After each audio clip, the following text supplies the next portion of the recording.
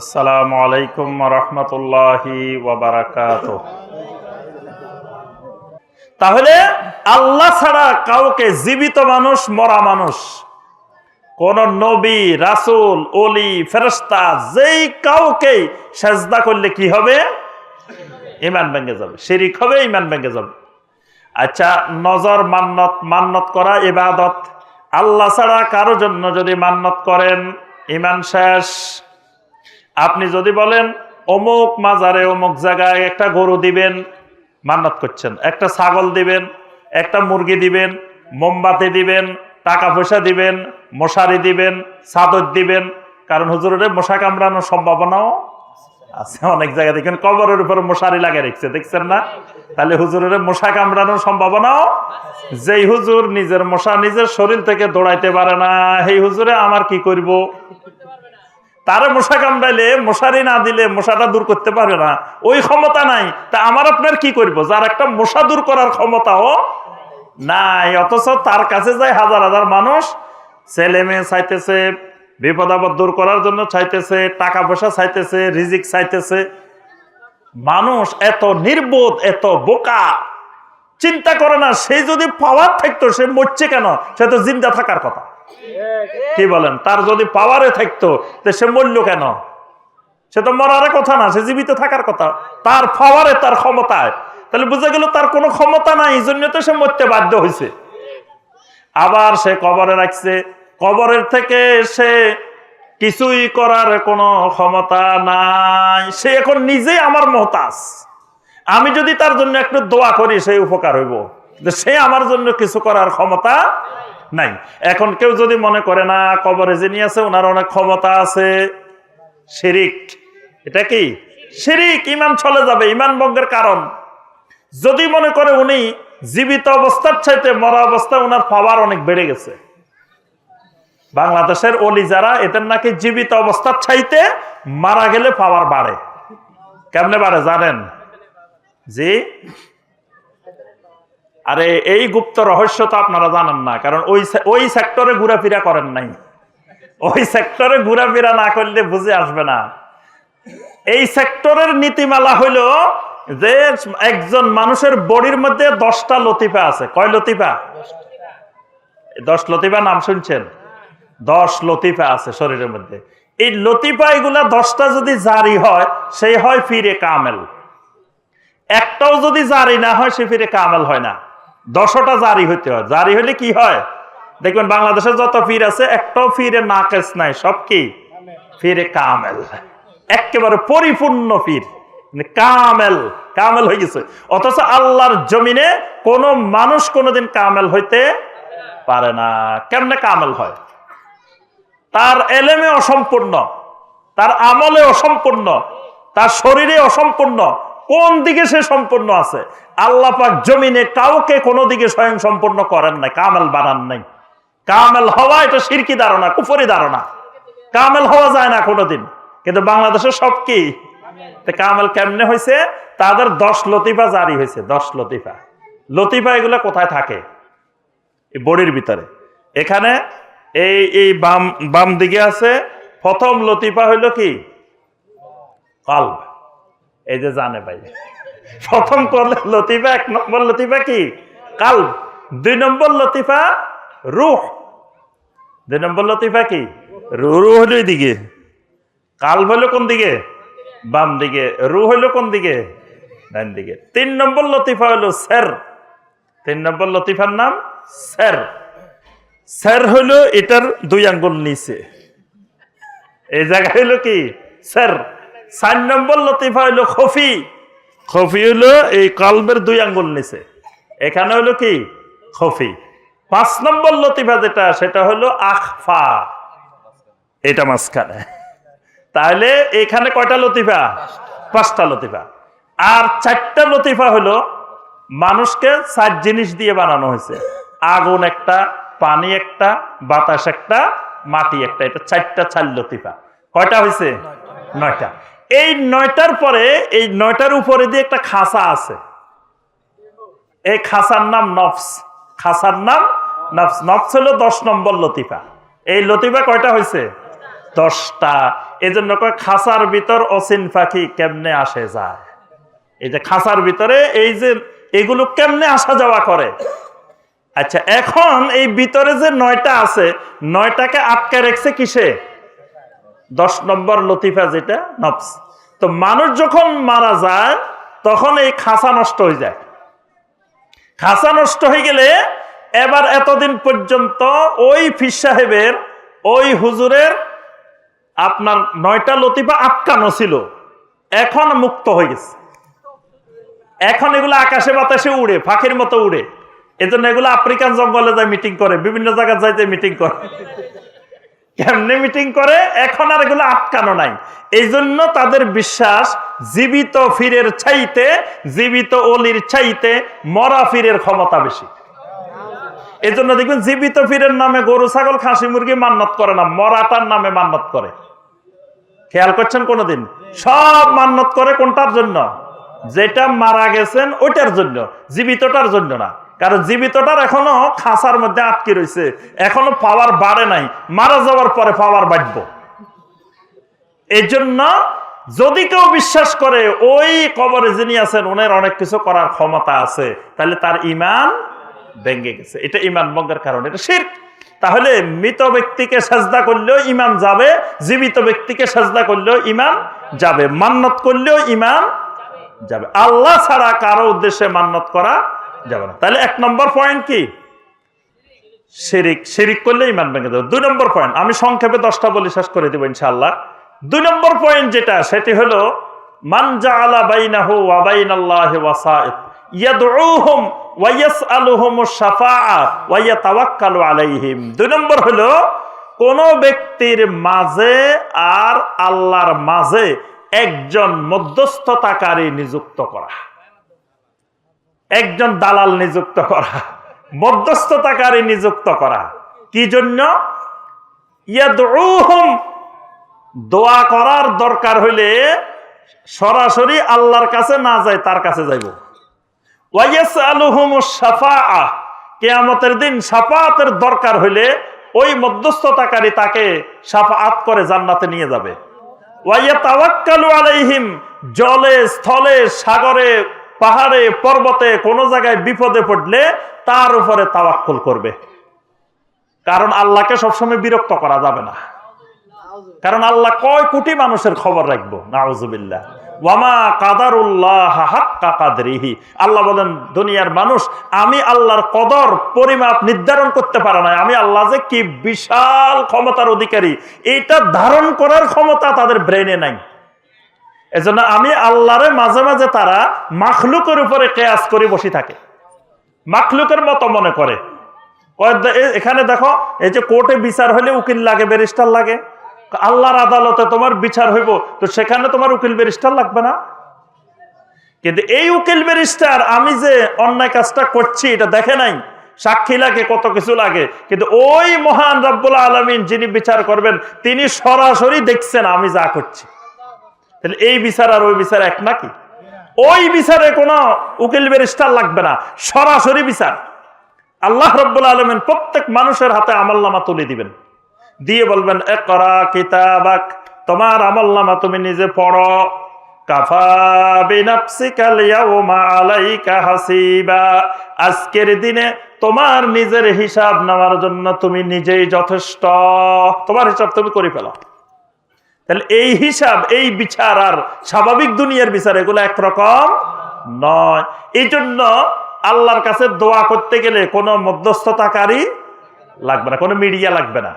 আল্লাহ বলেন ওয়াকালা দুউনি ওয়াকালা রাব্বুকুম উদউনি আস্তাজিব লাকুম, তোমাদের রব বলতেছেন উদউনি, বান্দারে আমার কাছে দোয়া করো, আস্তাজিব লাকুম, আমি আল্লাহ তোমার দোয়ায় সাড়া দিব। সুবহানাল্লাহ। কারো মিডিয়া ধরে দোয়া করা লাগবে না, তুমি সরাসরি যা চাওয়া দরকার আমি আল্লাহর কাছে চাও, আমি আল্লাহ তোমার ডাকে সাড়া দিব। তাহলে দোয়া করতে কোনো মিডিয়া লাগে না, আল্লাহর কাছে চাইতে কোনো মিডিয়া লাগে না, মাধ্যম লাগে না। বান্দা সরাসরি আল্লাহর কাছে চাইবে। আল্লাহর নামে হলো মুজিবুদ দাওয়াত। বান্দা চাইবে, আল্লাহ কবুল করবেন। আল্লাহ রাব্বুল আলামিন শাফাআতের জন্য কোনো মধ্যস্থতাকারী ধরার জন্য বলেন নাই। মধ্যস্থতাকারী ধরা শাফাআতের জন্য এটা মুশরিকদের কাজ।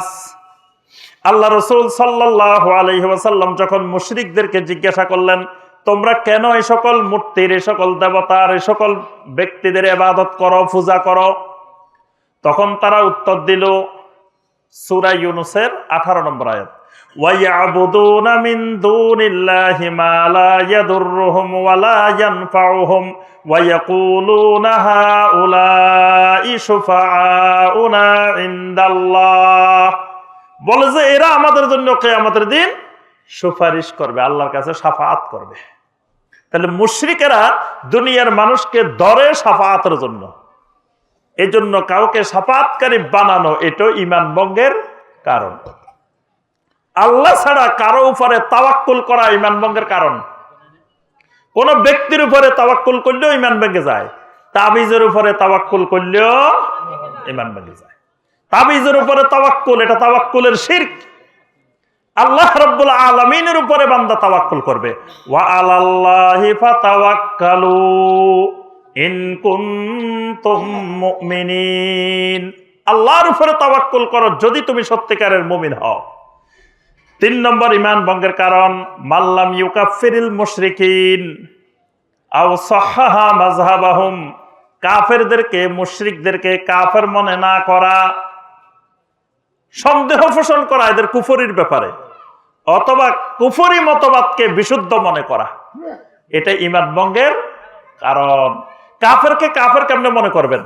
কাফেরকে কাফের মনে করতে হবে এইভাবে যে, যেহেতু কাফেরের কুফরি সংস্কৃতি ইসলামের বিপরীত, ঈমানের বিপরীত, ঈমানের বিপরীত হলো কুফর, সুতরাং কুফরি কোন সংস্কৃতি আমি ঈমানদারের ভিতরে ঢুকবে না। তাহলে আমি কুফরি সংস্কৃতিকে কুফরি মনে করতেছি। কিন্তু যদি মনে করি না, কুফরি সংস্কৃতিরও ভালো ভালো দিক আছে, কুফরি সংস্কৃতি আমার পরিবারের মধ্যে ঢুকাই নিলাম, সমাজের মধ্যে ঢুকাই নিলাম, সব জায়গায় কুফরি সংস্কৃতির প্রভাব, তার অর্থ আমি কাফেরকে কাফের মনে করি না, খারাপ মনে করি না, বলি যে আরে কাফের হইলে কি হবো, কিন্তু তার মধ্যেও ভালো ভালো অনেক জিনিস আছে, এগুলা নেওয়া যাবে। এই নেওয়াটা ঈমান ভঙ্গের কারণ। এজন্য একজন মুসলিম কাফেরকে কাফের মনে করবে, কুফরি সংস্কৃতিকে কুফরি সংস্কৃতি মনে করবে, কুফরি সংস্কৃতি থেকে নিজেকে দূরে রাখবে। এই জন্য দোয়া করতে হবে আল্লাহর কাছে, আল্লাহুম্মা আরিনাল হাক্কা হাক্কান ওয়ারযুকনা ইত্তিবা ওয়া আরিনাল বাতিলা বাতিলান ওয়ারযুকনা ইজতিনাবা। আয় আল্লাহ, আমাকে হককে হক হিসাবে চিনা এবং হকের অনুসরণ করার, ইত্তেবা করার আমাকে তৌফিক দাও। বাতিলকে বাতিল হিসাবে চিনার, বাতিল থেকে দূরে থাকার আমাকে তৌফিক দাও। তাহলে কুফরিকে কুফরি, কুফরি হলো বাতিল, কুফরিকে কুফরি মনে করতে হবে, কাফেরকে কাফের মনে করতে হবে, এবং কুফরি সংস্কৃতিকে, বিজাতীয় সংস্কৃতিকে বাতিল সংস্কৃতি মনে করতে হবে, এবং সেই সংস্কৃতি কোন মুসলিমের অনুসরণ করা যাবে না। যদি অনুসরণ করে ভালো মনে হয় তাহলে ঈমান ভেঙে যাবে। 4 নম্বরে ঈমান ভঙ্গের যে কারণ, যে ব্যক্তি নবী সাল্লাল্লাহু আলাইহি সাল্লামের হেদায়েতের চাইতে, আদর্শের চাইতে পৃথিবীর অন্য কারো আদর্শকে উত্তম মনে করবে, শ্রেষ্ঠ মনে করবে, কল্যাণকর মনে করবে, তার ঈমান ভেঙে যাবে। এই জন্য নবী সাল্লাল্লাহু আলাইহি ওয়াসাল্লাম প্রত্যেক খুতবায় বলতেন, ফা ইন্না খায়রাল হাদিসে কিতাবুল্লাহ ওয়া খায়রুল হুদা হুদা মুহাম্মাদিন সাল্লাল্লাহু আলাইহি ওয়াসাল্লাম। দুনিয়ার সর্বশ্রেষ্ঠ হেদায়েত মুহাম্মদুর রাসূলুল্লাহ সাল্লাল্লাহু আলাইহি ওয়াসাল্লামের হেদায়েত। এখন কেউ যদি নবী সাল্লাল্লাহু আলাইহি ওয়াসাল্লামের আদর্শের চাইতে, সুন্নতের চাইতে দুনিয়ার অন্য কোনো আদর্শকে শ্রেষ্ঠ মনে করে, ভালো মনে করে, নবী সাল্লাল্লাহু আলাইহি ওয়াসাল্লামের আদর্শ হলো দাড়ি রাখা। দাড়ি রাখা কার আদর্শ? নবী সাল্লাল্লাহু আলাইহি ওয়াসাল্লামের আদর্শ। কেউ যদি মনে করে না, দাড়ি রাখার চেয়ে দাড়ি না রাখলে সুন্দর লাগে বেশি, তাহলে বুঝতে হবে তার ঈমান ভেঙে গেছে।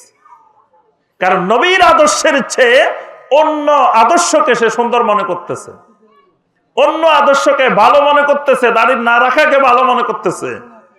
এই নবী সাল্লাল্লাহু আলাইহি ওয়াসাল্লামের যত সুন্নাত, যত আদর্শ, কোনো একটা আদর্শের চাইতে অন্য কোনো আদর্শকে ভালো মনে করলে, শ্রেষ্ঠ মনে করলে, উত্তম মনে করলে ইমান ভেঙে যাবে।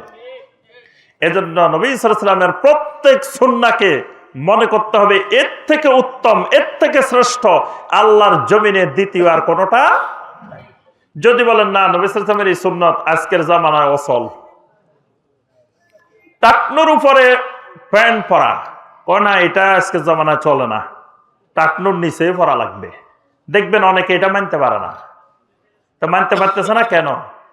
সে নবী সাল্লাল্লাহু আলাইহি ওয়াসাল্লামের আদর্শকে দুনিয়ার শ্রেষ্ঠ আদর্শ মনে করে না। সে মনে করে এটা থেকে নামায় পড়লে ওইটা মনে আরো ভালো, আরো সুন্দর দেখা যায়। তাহলে নবী সাল্লাল্লাহু আলাইহি ওয়াসাল্লাম বলছেন তোমার টাকনুর নিচে গেলে সেটা জাহান্নামে যাবে, কিন্তু আমি সেটা মানতে পারতেছি না। আমার ভিতরে এমন অহংকার জন্মেছে যে নবী সাল্লাল্লাহু আলাইহি ওয়াসাল্লামের ডিসিশন, সিদ্ধান্ত মেনে নিতে আমি অক্ষম। আল্লাহ রাব্বুল আলামিন সূরা আন-নাসার 65 নম্বর আয়াতে বলছেন, ফালা ওয়া রাব্বিকা লা ইউমিনুন হাত্তা ইউহাক্কিমুকা ফীমা শাজারা বাইনাহুম সুম্মা লা ইয়াজিদু ফি আনফুসিহিম হারাজাম মিম্মা কাদাইতা ওয়া ইউসাল্লিমু তাসলিমা। আল্লাহর রাসূলের সিদ্ধান্তকে নিঃসংকোচে মেনে না নিতে পারলে আল্লাহ পাক বলেন ফালা ওয়া রাব্বিকা লা ইউমিনুন, রবের কসম সে ঈমানদার হতে পারে না। তাহলে নবী সাল্লাল্লাহু আলাইহি ওয়াসাল্লাম যেই সিদ্ধান্ত দিয়েছেন সেই সিদ্ধান্ত মেনে নেওয়া ফরজ, এবং সেই সিদ্ধান্তকে দুনিয়ার সবকিছুর চাইতে শ্রেষ্ঠ মনে করতে হবে। এটা হলো 4 নম্বর ঈমান ভঙ্গের কারণ। 5 নম্বর ঈমান ভঙ্গের কারণ, আল্লাহ রাব্বুল আলামিন কোরআনে কারিমে যা নাজিল করছেন, নবী সাল্লাল্লাহু আলাইহি ওয়াসাল্লামের সহিহ হাদিসে যা বর্ণিত আছে, এর কোনো একটা জিনিসকে অপছন্দ করা, কারাহাত। কোনো একটা জিনিসকে মনে মনে অপছন্দ করে, কিন্তু বাস্তবে হয়তো আমলও করে, কিন্তু মনের থেকে মেনে নিতে পারতেছে না, মনের থেকে দেখতে পারতেছে না, পছন্দ হচ্ছে না। তাহলে বুঝতে হবে তার ঈমানের ভিতরে কি আছে, সমস্যা তৈরি হয়েছে, তার ঈমান ভেঙে গেছে।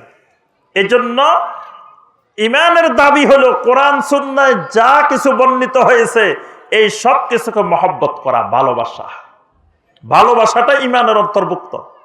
কিন্তু আমি যদি কোনো একটা জিনিসকে পছন্দ না করি, হয়তো আমি দেখতেছি আমল করতেছি, কিন্তু ভিতরে মনের দিক থেকে আমার কাছে পছন্দ হচ্ছে না। হয়তো আমি বোরকা পড়তেছি, হেজাব পরিধান করতেছি, কিন্তু হেজাবটা আমার মনের থেকে পছন্দ না, অপছন্দ করতেছি, তাহলে আমার ঈমান ভেঙে যাবে। সূরা মুহাম্মাদের 8 এবং 9 নম্বর আয়াত আল্লাহ বলেছেন, ওয়াল্লাযীনা কাফারু ফাতাআসাল লাহুম ওয়া আদাল্লা আমালাহুম যালিকা বিআন্নাহুম কারিহু মা আনজালাল্লাহ। এই ঈমান ভঙ্গের কারণ, কুফরির কারণ আল্লাহ যা নাজিল করছেন তাকে অপছন্দ করা। এই অপছন্দ করলে কি হবে, ঈমান ভেঙে যাবে। কয়টা গেছে? জি 5টা। 6 নম্বর যেটা ঈমান ভঙ্গের কারণ, আল্লাহর দ্বীনের যা কিছু কোরআন সুন্নাহর মধ্যে বর্ণিত আছে, আল্লাহর দ্বীনের কোন একটা জিনিস নিয়ে ঠাট্টা, বিদ্রূপ, হাসি, তামাশা করলে ঈমান ভেঙে যাবে।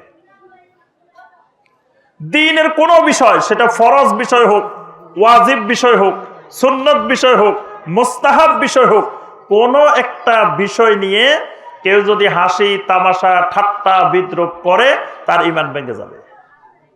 সূরা আত-তাওবার 65 এবং 66 নম্বর আয়াতে আল্লাহ পাক বলছেন, কুল আবিল্লাহি ওয়া আয়াতিহি ওয়া রাসূলিহি কুনতুম তাস্তাহজিউন লা তা'তাদিরু কাদ কাফারতুম বা'দা ঈমানিকুম। আল্লাহকে নিয়ে, আল্লাহর আয়াত নিয়ে, আল্লাহ রাসূলকে নিয়ে যদি ঠাট্টা বিদ্রূপ করো, লা তা'তাযিরু, কোনো উযর আপত্তি নাই, কাদ কাফারতুম বা'দা ঈমানিকুম, ঈমান আনার পরে তোমরা কাফের হয়ে গেছে। আল্লাহ রাব্বুল আলামিন নিজে ফতোয়া দিয়েছেন। তাহলে সহিহ হাদিসের মধ্যে যতগুলো বিষয় আছে, কোন একটা বিষয় নিয়ে ঠাট্টা, বিদ্রূপ, হাসি, তামাশা করা যাবে না, করলে ঈমান ভেঙে যাবে। তাহলে 4 শতাধিক সহিহ হাদিসের মধ্যে রাফল ইয়াদাইনের বিষয় আছে কি নাই? আছে। এখন একজন রাফল ইয়াদাইন করেন না, ভালো কথা, ইখতিলাফের কারণে উনি হয়তো করতেছেন না, অনেক ইমামেরা যুগে যুগে করেন নাই। কিন্তু যারা করতেছেন তাদেরকে যদি আমি ঠাট্টা বিদ্রুপ করি যে তারা বারবার হাত নাচায়, রাফল ইয়াদানকে যদি বলি যে এরা কি করে, হাত নাচাইতেছে, রাফল ইয়াদানকে যদি বলি আমি তারা হাত বাঁধতেছে, ঠাট্টা বিদ্রুপ করে যদি এটাকে কথা বলা হয়, তো নবী সাল্লাল্লাহু আলাইহি সাল্লামের হাদিসের প্রতি ঠাট্টা বিদ্রুপ করা হলো। এই ঠাট্টা বিদ্রুপের কারণে তার ঈমান ভেঙে যাবে, তার ঈমান ভেঙে যাবে। সে যত বড় মুফতি হোক, যত বড় আল্লামা হোক, যত বড় যাই হোক, কিন্তু আল্লাহ রসুলের হাদিস নিয়ে ঠাট্টা বিদ্রুপ করার কারণে তার ঈমান ভেঙে যাবে। এটা ঈমান ভঙ্গের কারণ। এজন্য যুগে যুগে আহলুল ইলমেরা, ইমামেরা বিষয়টা নিয়ে ইখতিলাফ করেছেন, কিন্তু একজন আরেকজনকে এগুলা নিয়ে ঠাট্টা বিদ্রুপ করেন নাই। এরপরে আমিন আস্তে বলা আর জোরে বলা, জোরে বলার কথা হাদিসে আছে কি নাই? কেউ যদি এটাকে নিয়ে ঠাট্টা বিদ্রুপ করে, হাসি তামাশা করে, বুকের উপরে হাত বাঁধা, এটাকে আছে কি নাই? না থাকলে যুগ যুগ ধরে আমাদের হানাফি মাযহাবের অর্ধেক জনগোষ্ঠী নারীরা বুকের উপরে হাত বাঁধতেছে, তাহলে তাদের নামাজ তো হওয়ার কথা ছিল না। কি তাদের নামাজ হওয়ার কথা ছিল? তাদের নামাজ তো বাতিল হয়ে যেত। হাদিসে নাই এরকম বিষয় তারা নিয়ে আসছে নামাজের মধ্যে। তাহলে হাদিসে আছে, এটা হানাফি মাযহাবও স্বীকার করে। তা হাদিসে যে জিনিস আছে, আমি যদি সেই বুকের উপরে হাত বাঁধাকে বলি যে লেডিস মার্কা নামাজ, আম্মাওয়ালা নামাজ, এই ঠাট্টা বিদ্রুপ করে যদি কথা বলি, এটা ঈমান ভঙ্গের কারণ। এটা ঈমান ভঙ্গের কারণ। নবী সাল্লাল্লাহু আলাইহি সাল্লামের কোন বক্তব্যের সামনে অন্য কোন ইমামের বক্তব্য নিয়ে আসা ঈমান ভঙ্গের কারণ। আব্দুল্লাহ ইবনে আব্বাস রাদিয়াল্লাহু তাআলা আনহুমা সবসময় বলতেন, উনি একদিন এক মাসালা বললেন, মাসালা বলে বললেন ক্বালা রাসূলুল্লাহ সাল্লাল্লাহু আলাইহি সাল্লাম। একজন আসে কয় ক্বালা আবু বকর হাকাজা, ক্বালা ওমর হাকাজা। তখন আব্দুল্লাহ বিন আব্বাস রাদিয়াল্লাহু তাআলা আনহু বললেন, ইউশিকু আন তানজিলা আলাইকুম হিজারাতুম মিনাস সামা। আমার আশঙ্কা হচ্ছে তোমাদের উপরে আসমান থেকে পাথরের বৃষ্টি নাজিল হবে। কারণ আমি তোমাদেরকে বললাম আকুলু ক্বালা রাসূলুল্লাহ সাল্লাল্লাহু আলাইহি সাল্লাম, আমি বলছি আল্লাহ রাসূল সাল্লাল্লাহু আলাইহি সাল্লাম বলছেন, আর তোমরা বলতেছো ক্বালা আবু বকর ক্বালা ওমর। আল্লাহ রাসূলের সামনে আবু বকর ওমরের কথার কোনো মূল্য আছে? এখন যদি আমি আল্লাহ রাসূল সাল্লাল্লাহু আলাইহি ওয়াসাল্লামের সহিহ হাদিসের সামনে আমি যদি বলি ক্বালা ডক্টর ইমাম হোসাইন, ক্বালা ডক্টর মুজাফফর বিন মুহসিন, ইমাম থাকবো? ইমাম থাকবে না। আল্লাহ রসুলের কথার সামনে ইমাম হোসেন আর মুজাফফর বিন মুহসিনের কথা বলার অধিকার আছে? নাই। এই জন্য আল্লাহ রসুল সাল্লাল্লাহু আলাইহি ওয়াসাল্লামের সহিহ হাদিস পাওয়ার পরে যদি কেউ আবার নিজের বক্তব্য দেয়, হাদিসকে নাকচ করার জন্য দাঁড়ায়, তখনও তার ঈমান ভেঙে যাবে। 7 নম্বর ঈমান ভঙ্গের কারণ আর সেহের। সেহের মানে কি? জাদু, জাদু করা, জাদু করা, জাদুর ক্ষেত্রে সহযোগিতা করা, জাদুর জন্য উদ্বুদ্ধ করা, জাদুর সাথে সম্পৃক্ত হওয়াটা কুফরি। সূরা আল বাকারার 102 নম্বর আয়াতে কারিমে আল্লাহ পাক বলছেন, ওয়ামা ইউআল্লিমানে মিন আহাদিন হাত্তা ইয়াকুলা ইন্নামা নাহনু ফিতনাতুন ফালা তাকফুর। অর্থাৎ জাদু করাটা কুফরি। জাদু করলে ঈমান কি হবে? ভেঙে যাবে। 8 নম্বরে যেটা ঈমান ভঙ্গের কারণ, সেটা হলো মুজাহারাতুল মুশরিকিন ওয়া মুআওয়ানাতুহুম আলাল মুসলিমিন। মুশরিকদেরকে সহযোগিতা করা এবং মুসলিমের বিরুদ্ধে, মুসলিমের উপরে আক্রমণ করার জন্য বিজাতিকে, মুশরিককে, কুফফারকে কোন মুসলমান সহযোগিতা করা, এইরকম কাজ করলে কি হবে? ঈমান ভেঙে যাবে। অর্থাৎ একজন মুসলিম আরেকজন মুসলিমকে কিভাবে রক্ষা করবে, তার ভাইকে কেমনে বাঁচাবে, তার ভাইকে কেমনে সহযোগিতা করবে, এই চেষ্টা করবে। মুসলিমে মুসলিমে কি? মুসলিমে মুসলিমে ইন্নামাল মুমিনুনা ইখওয়া। মুমিনে মুমিনে কি? ভাইয়ে ভাইয়ে কি যুদ্ধ হয়, জিহাদ হয়? তাহলে মুমিনে মুমিনে জিহাদ হয় না। মুমিনে মুমিনে জিহাদ হয় না। মুমিনে মুমিনে তো ভাই, ভাই ভাই, একজন আরেকজনের ভাই। এই জন্য খেয়াল রাখতে হবে, আমি সবসময় আমার ভাইয়ের সহযোগিতা আগায় আসব, কিন্তু আমার ভাইয়ের বিপরীতে কুফফারের বিরুদ্ধে, মুশরিকের বিরুদ্ধে যখন আমার মুসলিম ভাইয়ের দ্বন্দ্ব হবে ঈমান নিয়ে, দিন নিয়ে, ইসলাম নিয়ে, তখন আমার মুসলিম ভাইয়ের পক্ষে থাকতে হবে, মুশরিকের পক্ষে যাওয়া, সহযোগিতা করা যাবে না। ৮ নম্বর, কয়টা গেছে?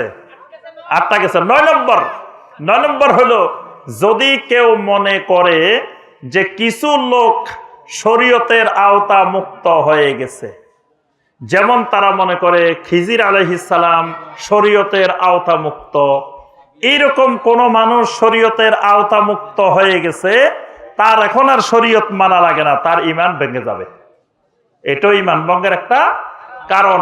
কারণ নবী সাল্লাল্লাহু আলাইহি ওয়াসাল্লামকে আল্লাহ পাক নির্দেশ দিয়েছেন, ওয়াবুদ রাব্বাকা হাত্তা ইয়াতিয়াকাল ইয়াকিন, মৃত্যু আসা পর্যন্ত আপনি আপনার রবের ইবাদত করেন। তো নবী সাল্লাল্লাহু আলাইহি ওয়াসাল্লাম পর্যন্ত, মৃত্যুর আগ পর্যন্ত শরীয়ত থেকে মুক্ত হন নাই, তাহলে তার উম্মতের কেউ মৃত্যুর আগ পর্যন্ত শরীয়তের আওতা মুক্ত হওয়ার সুযোগ, মানে আপনি শরীয়ত থেকে অবসরে যাবেন, শরীয়ত থেকে পেনশন পাইবেন, চলে যাবেন, আর শরীয়ত পালন করা লাগবে না, এইরকম কোন বিধিবিধান আছে? নাই। মৃত্যু পর্যন্ত শরীয়তের বিধিবিধান মেনে চলা ফরজ।